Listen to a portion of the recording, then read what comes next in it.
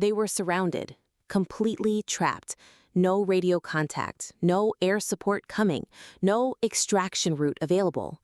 Ridge 13 has been marked clear, the commander shouted over gunfire. But then, crack. A shot rang out from the mountaintop above. From Ridge 13, the position confirmed, empty by drone surveillance. A SEAL whispered desperately, "Who the hell is up there?" No one could answer him. Just a mysterious shadow and a rifle that belonged to no military force still in existence.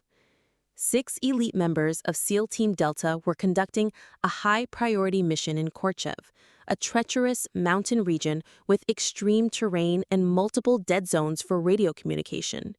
They had successfully raided an enemy compound deep in hostile territory, rescued an intelligence agent who had been held for 3 weeks.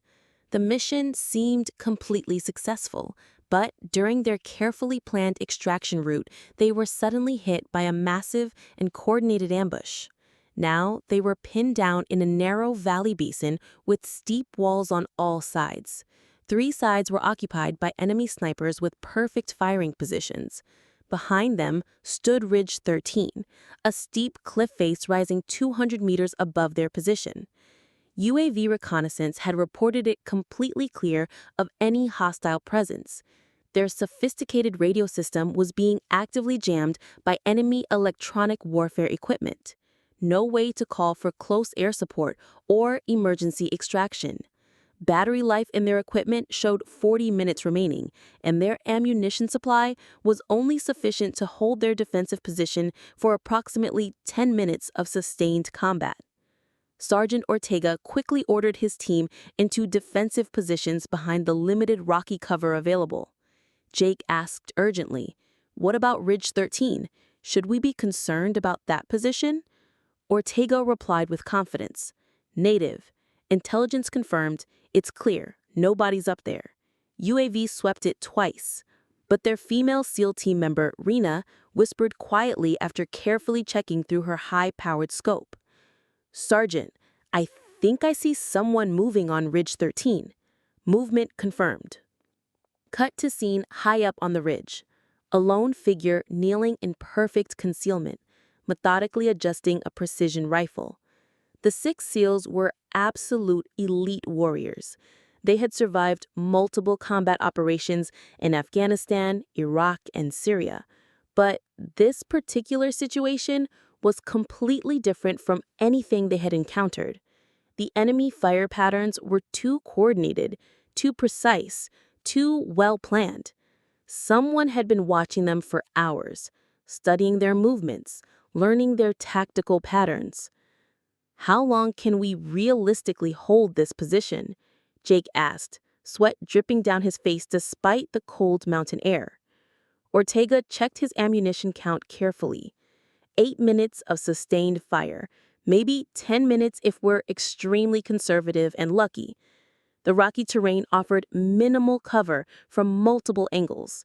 Each defensive position they attempted to establish was immediately targeted by devastating crossfire from multiple enemy positions. Rena kept her powerful scope trained steadily on Ridge 13. Something felt fundamentally wrong about the situation. The UAV reconnaissance data clearly indicated empty terrain, but her combat instincts were screaming otherwise. "Movement definitely confirmed on Ridge 13, she whispered into her throat microphone. "Repeat, definite movement confirmed on the ridge." Ortega's blood ran cold with realization. If Ridge 13 was actually compromised by enemy forces, they were completely surrounded with absolutely no escape route available. The enemy obviously knew exactly where they were positioned, had probably been planning this elaborate ambush for many hours, possibly days. "What are our realistic options here?" Ortega asked his experienced team. Thompson, their explosives expert, suggested, "We could attempt to blast through the eastern sniper position with grenades." "Negative. Way too much open ground to cover. We'd be cut down immediately." Martinez, their combat medic, added, "The intelligence agent we rescued is still unconscious from his injuries. Can't move quickly." Jake reloaded his rifle with practiced efficiency. So, we make our final stand right here. But Rena never took her trained eyes off Ridge 13. That shadow moving up there, it wasn't moving like a typical enemy combatant preparing an attack. It moved with deadly purpose, like a guardian angel watching over them. I have no name on any official military roster, no unit left to return to after the mission, but I recognize the distinctive sound of absolute desperation, even when it's just labored breathing that no one else can hear. High up on Ridge 13 stood a European woman with shoulder-length brown hair wearing a silver-gray tactical jacket with no military insignia or unit markings visible. She gripped an SR-93 Black Ghost precision rifle, a weapon once completely banned from military circulation due to its extreme lethality and devastating accuracy at long range. No laser sight attachment, no electronic targeting systems, no digital assistance, just pure skill developed over years of training, calculating trajectories by eye, compensating for wind patterns, and relying entirely on muscle memory. Crack. The first shot echoed across the valley, eliminated the eastern sniper position instantly, opening a small but crucial gap in the enemy's coordinated attack pattern. Sergeant Ortega was completely stunned by the unexpected development. Someone's providing sniper support coming from Ridge 13. How is that possible? Two more precisely aimed shots followed in rapid succession. An RPG launcher about to fire was neutralized before the operator could engage, and an enemy soldier coordinating radio communications was taken down with surgical precision. Jake observed the pattern. That's definitely not random shooting. That's advanced military training and tactical awareness. On the mysterious woman's left arm was a faded military tattoo, barely visible through years of weather and combat. Delta 4, Obsidian Echo. She whispered to herself with grim determination. I'm not here to save anyone today. I'm here to ensure what happened to Garmin never happens again to another team. Each shot came with surgical precision and perfect timing. Every round was calculated not just to eliminate targets, but to create maximum psychological impact on the remaining enemy forces and disrupt their coordinated attack plan. Mira, whose real name was Mira, had been watching through her powerful scope for over 6 hours. She had observed the SEALs enter the valley during their mission, had watched patiently as the enemy ambush was methodically set up around them. She could have warned them through radio contact, could have called their frequency and provided advanced intelligence about the trap. But Mira no longer trusted radio communications, no longer trusted backup support promises, no longer trusted anyone except the familiar weight of her rifle and the cold mathematics of a perfect shot. Her breathing remained perfectly controlled and steady, heart rate maintained at exactly 60 beats per minute. The same physiological state it had been during the garment operation before everything went catastrophically wrong and her entire team died. Through her scope, she could clearly see Sergeant Ortega's face. Young, determined, dedicated. He reminded her painfully of Captain Reynolds from her old unit before Reynolds was torn apart by an improvised explosive deity that military intelligence had completely missed. The enemy forces were rapidly repositioning now. They realized someone was systematically picking them off from the supposedly empty Ridge 13 position. Mira made precise adjustments for current wind speed, 8 knots from the northwest. Elevation differential 1,247 meters above target zone. Horizontal distance 640 meters to primary targets. Her rifle bore no name engraved on the stock, no unit markings or military identification. It was as completely invisible and untraceable as she had become. Crack. Another perfectly aimed shot. The enemy field commander coordinating the entire ambush dropped instantly. She could hear them shouting frantically in their native language. Go sniper, attacking from the ridge, They weren't wrong about that assessment. Mira had effectively died at Garmin in 2013. What remained now was just muscle memory, combat instincts, and the solemn promise she had made over 12 unmarked graves in a forgotten military cemetery. Never again would she allow good soldiers to die because of her fatal hesitation. Never again would she freeze when decisive action was required. Never again would she watch helplessly as teammates paid the ultimate price for her moments of doubt and uncertainty. The SEALs far below were moving now, finally able to maneuver, using the chaos and confusion to reposition tactically. Good. They were thinking strategically instead of just defensively hoping for rescue. But there were still 4 active enemy positions remaining, and Mira's ammunition supply was limited to only 3 rounds left in her magazine. She would have to choose each target very carefully. Ortega's voice crackled through radioactive interference. Unknown shooter on Ridge 13, if you can hear this transmission, we desperately need one more window of opportunity to extract our wounded. Mira smiled grimly to herself. She couldn't actually hear their radio transmissions. Her communication equipment had been completely destroyed years ago during her escape from Garmin. But she could read lips through a high-powered scope with perfect clarity, and she understood the universal language of desperation in any culture, any military force, any desperate situation. The mathematics were simple now. 6 lives hanging in the balance.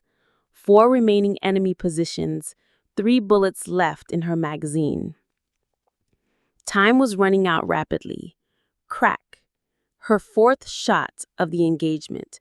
The machine gunner covering their primary escape route was eliminated with extreme precision. The SEALs moved immediately, fast, professional, coordinated, exactly as elite soldiers should respond to tactical opportunities. Jake looked up toward Ridge 13 as they bounded toward safety and extraction. For just a brief moment, he thought he saw a lone figure silhouetted against the bright sky. Then absolutely nothing. Just empty ridge, just mountain wind whistling through rocks, just the lingering echo of precision shots that had saved 6 lives. I once aimed at a high-priority target and lost my entire team behind me. Since that day, I learned not to shoot at people, but to shoot at critical moments. Only 1 bullet per opportunity, 1 perfect instant. Cannot afford to mess. After the SEAL team successfully extracted from the valley and returned to base, they filed detailed after-action reports describing an unidentified sniper providing support from Ridge 13A. Regional military commands immediately reviewed archived UAV surveillance data from the operation and discovered the mysterious figure had been in position for over 6 hours before the firefight even began. Weapon signature analysis, tactical positioning, and angle of concealment. All the technical data matched archived records from the legendary Delta IV unit, which had been officially disbanded and classified after the Garmin disaster in 2013. One name gradually surfaced through classified database searches.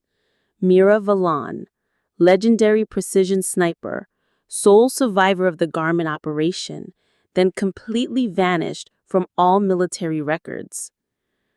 Sergeant Ortega was brought in for extensive debriefing and questioning. Are you absolutely certain it was her providing the support? Negative, sir. But those eyes? Through the scope? They didn't belong to someone simply following standard orders. They belonged to someone who had failed catastrophically once before and would never allow it to happen again under any circumstances.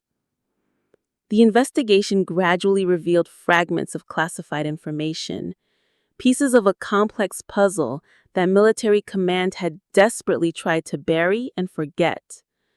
Delta IV had been an elite 6-person reconnaissance and direct action unit, completely off-the-books operations. the kind of specialized team that handled missions too politically sensitive for official military records or public acknowledgement. The Garmin operation had been a hostage rescue mission, 12 innocent civilians trapped in a heavily fortified compound. Military intelligence had assured them of minimal enemy resistance. Military intelligence was catastrophically wrong. The carefully planned ambush killed 5 members of Delta 4 almost instantly. Mira had been positioned in Overwatch 800 meters away from the action, watching helplessly through her scope as her entire team was systematically executed by enemy forces. She had possessed the perfect shot, could have eliminated the enemy commander before the ambush began, could have created enough chaos and confusion for her team to escape successfully. But she hesitated for one critical second, one fatal heartbeat of doubt. By the time she finally pulled the trigger with determination, it was already too late to save anyone. The official military report listed Mira as KIA, killed in action. Much easier for command than explaining why the sole survivor had disappeared into the mountains and never returned to duty. But local villagers had persistent stories over the years. Tales of a ghost sniper who mysteriously appeared during insurgent attacks on civilian populations. Never showed her face to anyone. Never spoke to locals. Just protected innocent people from the shadows. 3 years of consistent rumors and reports. 27 confirmed interventions documented by various sources.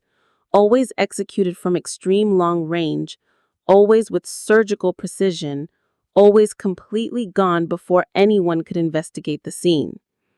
Military command had officially dismissed these reports as local folklore and mountain legends, trauma-induced hallucinations from surviving soldiers and grateful civilians, until the Ridge 13 incident provided undeniable evidence. Now they possessed radio intercepts, video surveillance evidence, and detailed ballistics reports that couldn't be explained away. Mira Valon was definitely alive, and she was actively hunting opportunities to intervene, not seeking personal revenge against enemy forces, not attempting to achieve redemption for past failures, simply focused on prevention of similar tragedies. A combat medic discovered an old piece of paper carefully tucked inside the medical supply kit after the mission.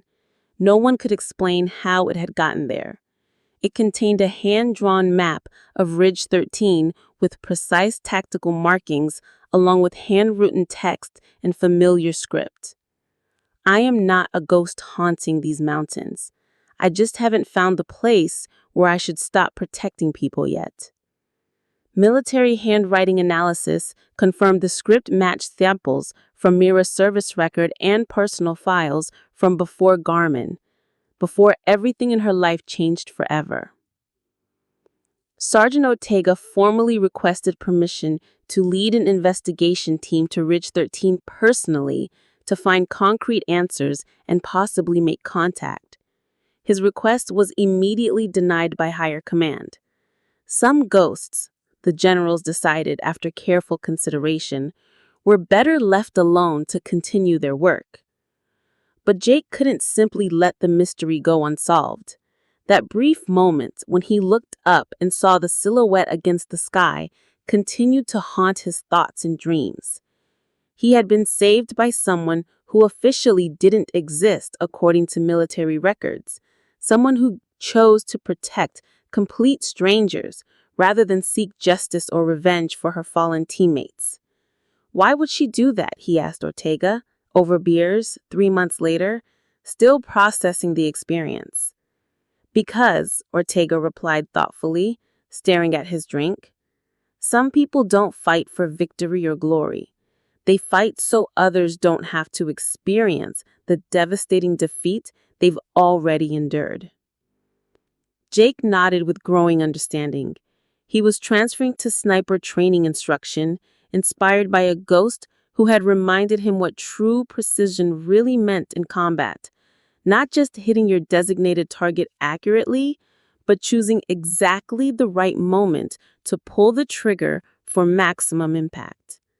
The legend of Mira began spreading quietly through military circles, not through official channels or documented reports, but through whispered stories around campfires, through specialized training exercises that honored precision over raw firepower, through the growing understanding that some protectors don't wear official uniforms or carry military identification. Comment for the one who stayed if you understand that some people don't need to be seen, only to see others survive.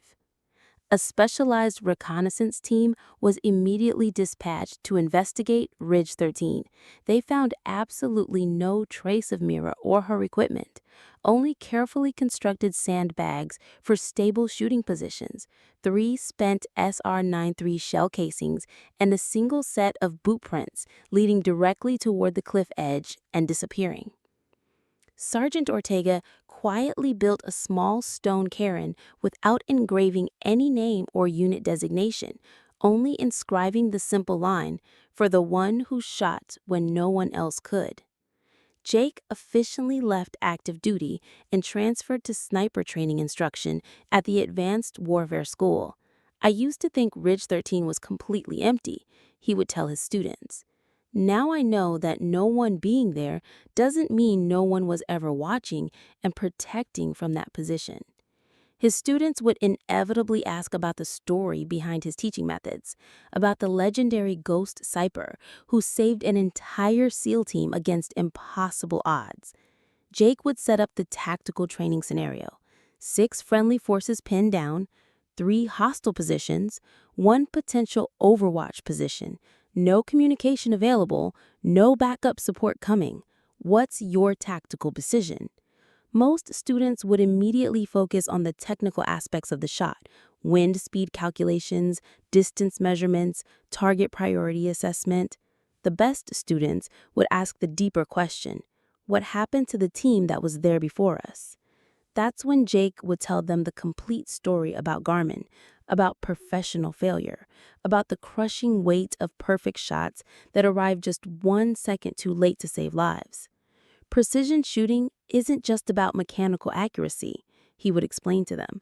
It's about perfect timing. It's about choosing the exact moment when your shot will matter most for the people depending on you. The advanced training program developed a new qualification exercise, officially called the Mira Standard. No electronic assistant or computer calculations, no backup support systems, no second chances or do-overs. Students would ask their instructors, "Why is it called that specific name?" The instructor would always reply with the same answer: "Because when there's absolutely no one left to help you, someone still shoots so you can live to see another day." And every time SEAL teams found themselves trapped in hostile territory with no communication, no support, and no hope, they would look up at the empty ridge lines surrounding them and whisper, "Hopefully, maybe she hasn't left this area yet." The legend continued growing organically, not through official military channels or documented records, but through whispered stories around base camp fires, through specialized training exercises that honor precision over overwhelming firepower, through the deep understanding that some protectors don't wear official uniforms or carry standard identification. Some heroes don't need names or recognition. And some shots are fired not for personal glory or advancement, but for the simple belief that good people deserve to go home safely to their families. Mira Volan had become much more than just a person or soldier. She had transformed into a powerful idea. The idea that professional failure isn't necessarily final, that redemption doesn't require public recognition or official acknowledgement, that sometimes the most powerful thing you can do is remain completely invisible until someone desperately needs you to be seen. In sniper schools around the world, instructors would end their advanced courses with the same philosophical question: if you could take one perfect shot to save people you've never met and will never meet again, Would you take it without hesitation? The answer's yes, immediately. The students who truly understood the lesson, not the technical specifications of their precision rifles, not the mathematical calculations of ballistic trajectories, but the moral weight of choosing to be someone's anonymous guardian angel, even if they never learned your name or knew you existed. If you believe in stories that touch the heart like this, leave a comment. And don't forget to subscribe to Ironheart Stories. We tell the stories that shouldn't be forgotten.